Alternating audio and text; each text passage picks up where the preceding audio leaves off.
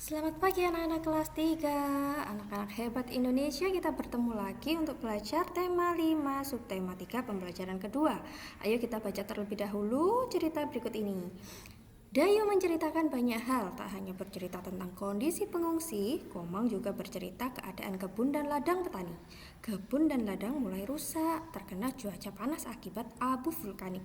Abu vulkanik ini berasal dari letusan gunung. Abu vulkanik membuat tanaman tidak bisa hidup. Siti mengajak teman-teman berdiskusi tanaman apa yang tepat ditanam pada daerah dan musim tertentu.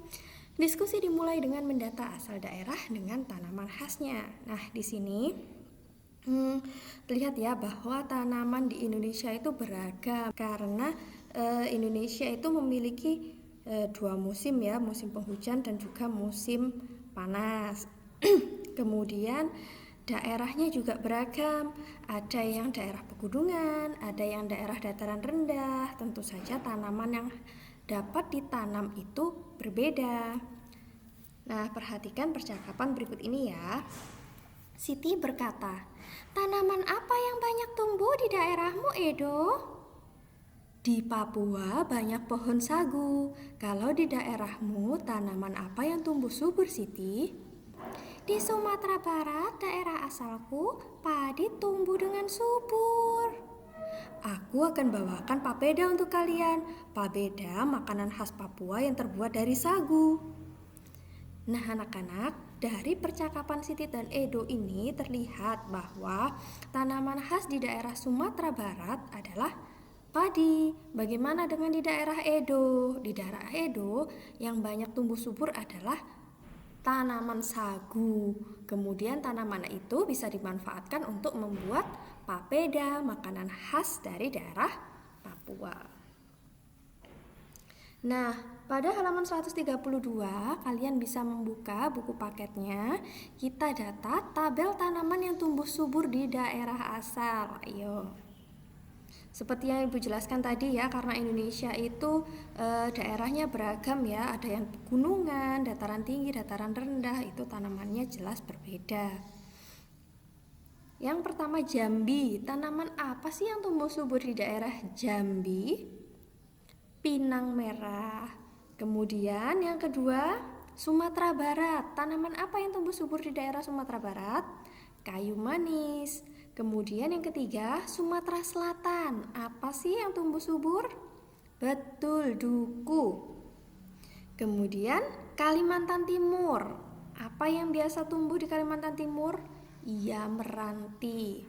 Kemudian Papua. Apa tadi selain sagu? Selain sagu apa? Matoa. Matoa juga tumbuh subur di daerah Papua. Setelah kalian mendata, kalian dapat membaca bacaan berikut ini ya. Hari makan bersama pun tiba. Setiap anak sudah membawa makanan khas daerahnya. Seperti Edo tadi ya. Edo membawa makanan pokok berupa papeda. Siti membawa makanan pokok berupa nasi. Teman-teman lain membawa lauk pauknya. Beni dari Manado membawa ikan dengan sambal dabu-dabu. Pasti enak ini. Kemudian Dayu membawa sate lilit khas Bali. Lani membawa capcay, masakan khas keluarganya. Mereka duduk membuat lingkaran. Makanan yang mereka bawa diletakkan di tengah. Makan bersama sungguh menyenangkan. Lakukan kegiatan ini bersama teman-temanmu. Nah, sayangnya kali ini kita tidak bisa bertemu. Jadi kalian makan sendiri-sendiri di rumah ya. Nah, setelah itu Udin ini membuat surat kepada Beni nih. Ayo kita baca bersama ya. "Halo Beni, apa kabar? Aku sedang berada di Lembang, Bandung. Kami sekeluarga menjenguk nenek yang sedang sakit. Rumah nenek dikelilingi kebun sayur mayur yang luas. Beraneka jenis sayur ditanam warga di sana. Ada brokoli, tomat, cabai, dan sawi. Hanya saja beberapa hari ini hujan turun sangat lebat. Banyak sayur yang tidak bisa dipanen. Kasihan para petani, mereka mengalami gagal panen. Sudah dulu ya Beni, aku akan segera kembali jika keadaan nenek membaik. Salam untuk teman-teman di sekolah. Udin, sahabatmu." Nah, ini adalah surat Beni kepada Udin karena Beni tadi tidak bisa ikut makan bersama teman-teman ya. Apa sih yang diceritakan Beni pada suratnya? Iya, Beni sedang ada di Lembang, Bandung untuk menjenguk neneknya, tapi di sana kondisinya memprihatinkan ya karena hujannya turun-turun terus-menerus mengakibatkan petani gagal panen.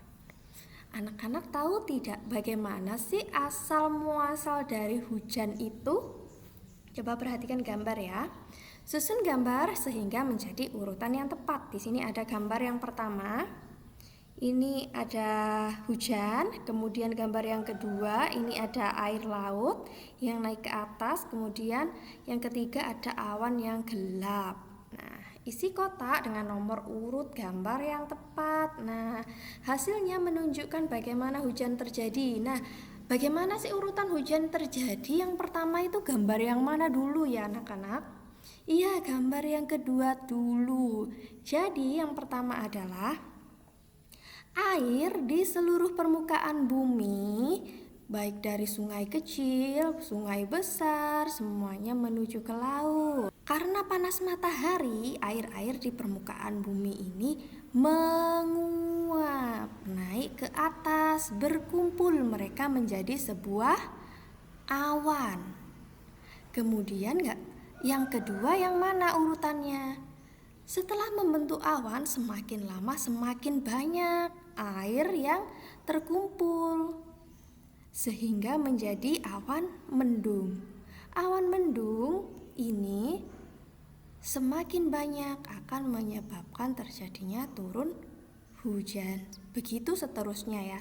Dari yang pertama itu air di seluruh permukaan bumi yang terkena panas matahari menguap, naik ke atas. Kemudian air yang menguap dari permukaan bumi berkumpul menjadi sebuah awan. Awan semakin banyak, kemudian berkumpul dan turunlah hujan. Itu adalah proses terjadinya hujan. Nah, anak-anak, pada halaman 132 kalian diminta untuk menulis proses terjadinya hujan. Gunakan kalimat efektif sehingga mudah dipahami. Jadi tugas kalian adalah menulis proses terjadinya hujan dengan jelas. Jadi yang dinilai oleh Bu Septi adalah jelas tidak ya apa yang ditulis oleh murid-murid Bu Septi ini, bisa dipahami tidak, mudah dipahami atau tidak. Nah, seperti itu ya. Jangan terlalu rumit atau istilahnya bulet-bulet. Nah, setelah ditulis, kalian jelaskan melalui video tanpa membaca. Paham ya anak-anak? Terima kasih sudah mendengarkan Bu Septi. Wassalamualaikum warahmatullahi wabarakatuh. Selamat mengerjakan.